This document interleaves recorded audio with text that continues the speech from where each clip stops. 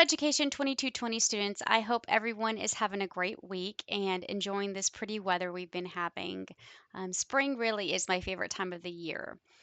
So we are trekking right along. We are already in Module 9. There's only 10 modules in this course, and we're on Module 9 now, which is going to be assessment. If you haven't seen the video I posted yesterday, please go back and watch that. That is specifically related to the co-teaching assignment, which is due April 16th. This is one of their 3 projects, and you should have been working on this the entire semester. This is the one where you can make up a lesson. You're going to create a lesson plan um, and a presentation based on an evidence-based strategy. Co-teaching means 2 teachers in the classroom, and you could either choose to work alone or with a partner. So this is something hopefully you've been working on. I did complete a video there that goes over the project, so please make sure that you watch that. So let's go ahead and jump on into Module 9. So we've done a lot in this course, and the last module talked about behavior, but now we need to talk some more about assessment. Now, initially, we did talk about assessment, and it was about assessment when we were thinking about how to assess to see if a child can receive special ed services. But now we're going to talk about assessments and how they align with UDL, right? And we know that assessments give us data, information, right? It can inform what instruction we need. It helps support students in the classroom who have diverse needs. And really, it helps us learn to use that data to see where the students' strengths are and their weaknesses. But it's important for us to design assessments, inclusive classrooms, because you have some students who may not, who know the information, but they may need to show you in a different way. So we really have to provide meaningful assessments and design them in an effective way to support all learners. And really, UDL, we've been talking about this. If you go back to when we were making our lesson plans, that's something that we looked at is those barriers and challenges and how we break those down, and we think of it differently than differentiated instruction, right? Because we're trying to be proactive in designing lessons. So the same thing can be said for assessments as well. So let's go ahead and look at the module overview first and our outcomes. So with the UDL framework, we're really going to examine how we can use assessments, right? So we're looking again at the UDL principles, multiple means of representation, action, and expression, um, and engagement. So really, these core principles are going to help you with assessments, just like you did when you were thinking about activities and instruction. So our learning objectives for this module is describe the types and use of large-scale assessments, alternate assessments, and ongoing assessments. I can't talk this morning. You'll have to look over me.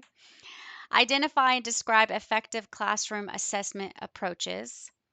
Explain methods for planning and organizing assessments. And lastly, discuss approaches to recording assessments. Now, those learning objectives are going to help us meet these course outcomes. And you're like, wow, that's a lot. But there's a lot that goes into, and remember, I talked about how these course outcomes are important in that you're going to master them by the end of the course. So all the learning objectives can hit quite a few areas and outcomes. So let's look at the key words and concepts. When you're reading your textbook, what do I want you to focus on? What's those key concepts? Well, obviously, one of our objectives is to know the different types of assessments. So we've got formative assessments, and these are really things that you do always, like throughout the semester. They could be things like exit tickets. So it's really ongoing checks. It never stops. This is something that you do to check for understanding from the students.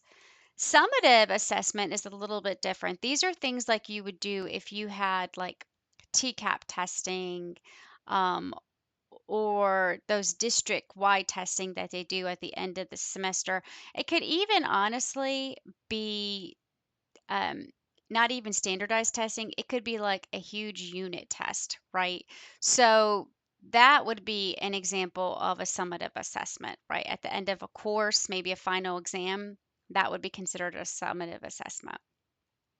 Diagnostic assessment is used to really help identify strengths and needs before you start instructing on that unit or beginning any kind of instruction. So this is very useful.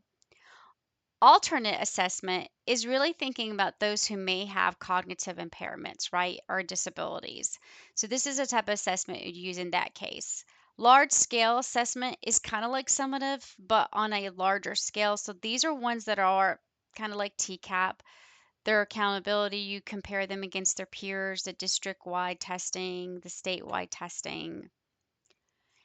And then you have moving into universal design for learning and how that plays a role in assessment, right? So we're making sure that we're using those three principles, multiple means of representation, action and expression, and engagement in our assessment design.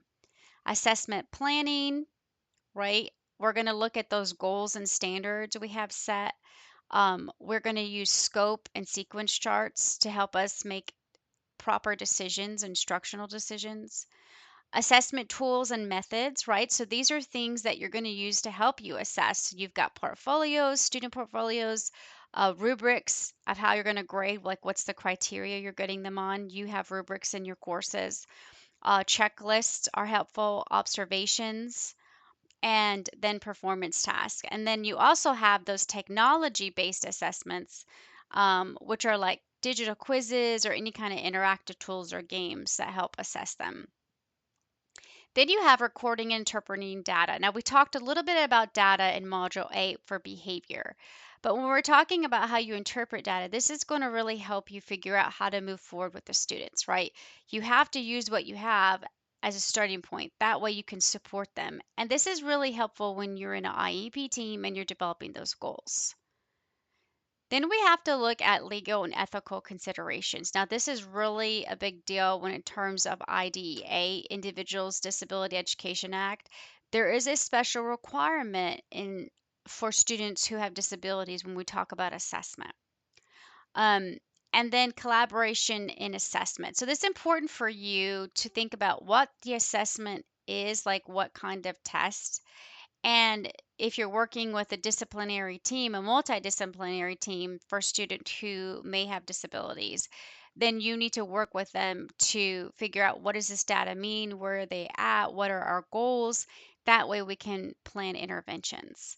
Think also about RTI, right? We talked about that this semester, where you are always assessing to see if they're improving, and it helps you plan interventions as well. And then obviously you're going to involve the family in the assessment process as well.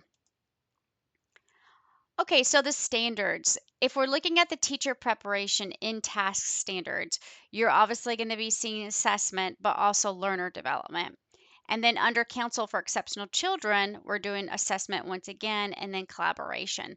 So we're hitting on quite a bit in terms of standards. Now, what are you going to read? You are going to read Chapter 9 in your textbook, Teaching in Today's Inclusive Classrooms.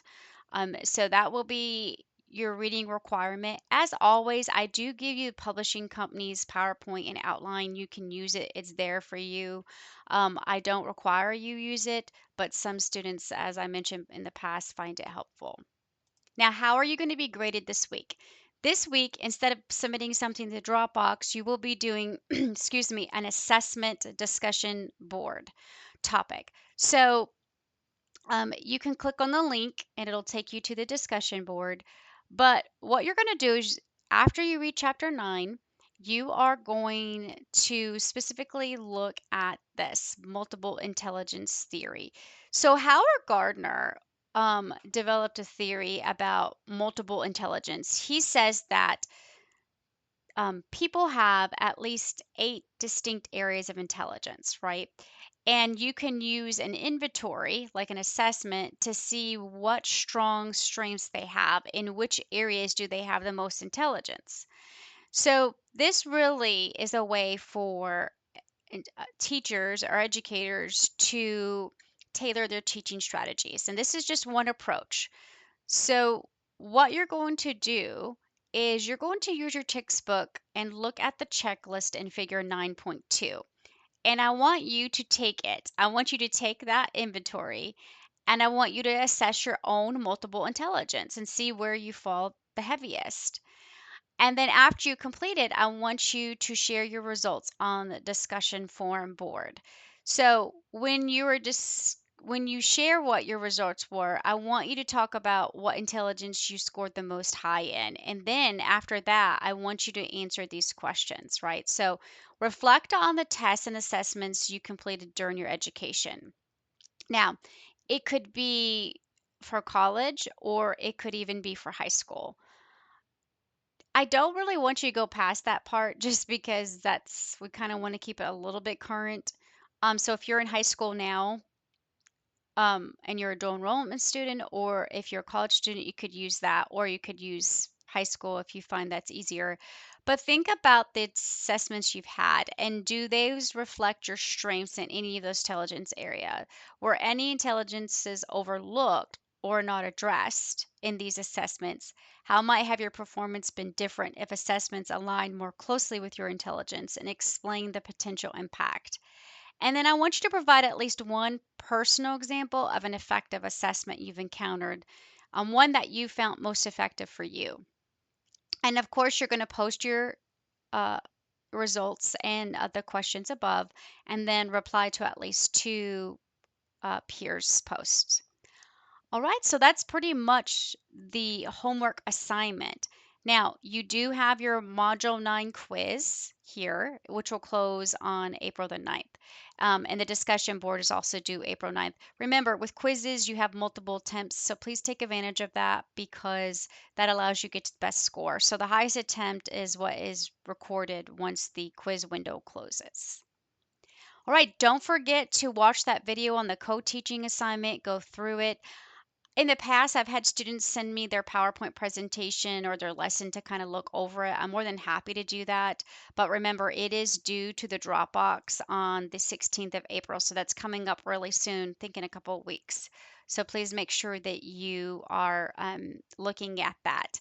Also, what I wanted to remind you of too is I'm starting to grade students' journals. So as you complete your service learning hours, please make sure and double check with your mentor teacher that they're sending me your closing documents, because they do not get submitted to Dropbox. And then when you do your journal, I will go ahead and grade it. And then after that, you can begin working on your written analysis. Even though they have the same closing date, it helps if I give you feedback first on their journal before you write your paper, your analytical reflection paper. So just keep that in mind.